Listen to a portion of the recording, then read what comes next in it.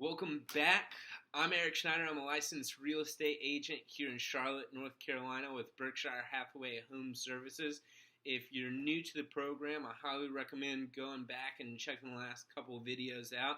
If you've been with us all this time, then you know we've gotten our pre-approval letter. We've got a buyer agency agreement. Now we're starting to look for properties. So from here, we find that property that we want. What's the next step in the process? Well, we're going to fill out what's called an offer to purchase contract. That's a 12-page document that is the same across the board for every agent.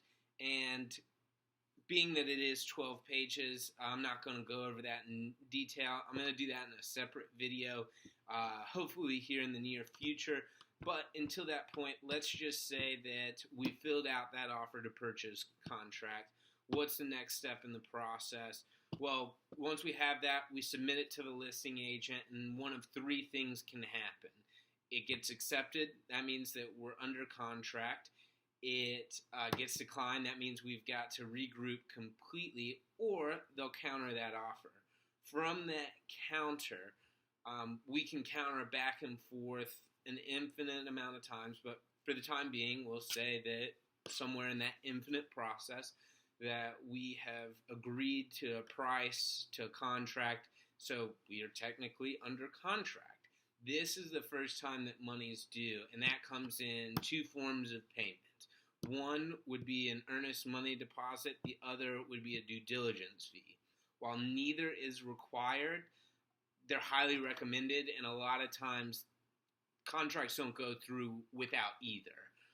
So what is an earnest money deposit? That's a good faith estimate. That's saying that you have a financial interest in buying that property. So you're not just stringing the sellers along to pull out at the last minute.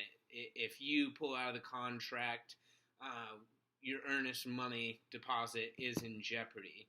The due diligence fee is a separate payment, and that gives us a right to investigate the property, do inspections, appraisals, all that kind of stuff. We'll get in that more in the next episode.